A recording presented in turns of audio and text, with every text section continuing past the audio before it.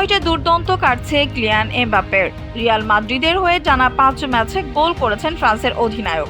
সব মিলিয়ে দলের হয়ে 7 গোল ও 1 অ্যাসিস্ট করেছেন তিনি। কিন্তু 25 বছর বয়সী ফরোয়ার্ডের সুখের সময়ই হাজির হয়েছে অসুখ। চোট পাওয়ায় সুখের সঙ্গে এমবাপ্পের বিচ্ছেদ ঘটতে যাচ্ছে।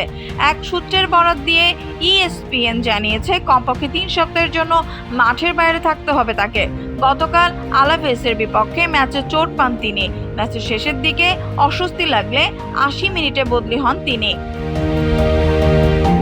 মাঠ ছাড়ার আগে 3-2 ব্যবধানের জয়ের ম্যাচে দুর্দান্ত এক গোল করেন এমবাপ্পে।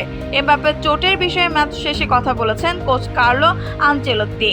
গতকাল মিগুয়েল মুনোজের পর দ্বিতীয় কোচ হিসেবে রিয়ালের হয়ে 300 ম্যাচের মাইলফলক করা ইতালিয়ান কোচও বলেছেন, ম্যাচ শেষে এমবাপ্পে জানায় সে আঘাত পেয়েছে। কোনো ধরনের সমস্যা এড়ানোর জন্যই সে বদলিত হয়ে চেয়েছে। এমবাপ্পে কতদিনের জন্য মাঠের বাইরে থাকবেন তা আনুষ্ঠানিকভাবে ক্লাব না জানালেও শোনা যাচ্ছে 3 সপ্তাহই লাগতে পারে। এতে করে এই সপ্তাহের মাদ্রিদ ডার্বি মিস করবেন তিনি।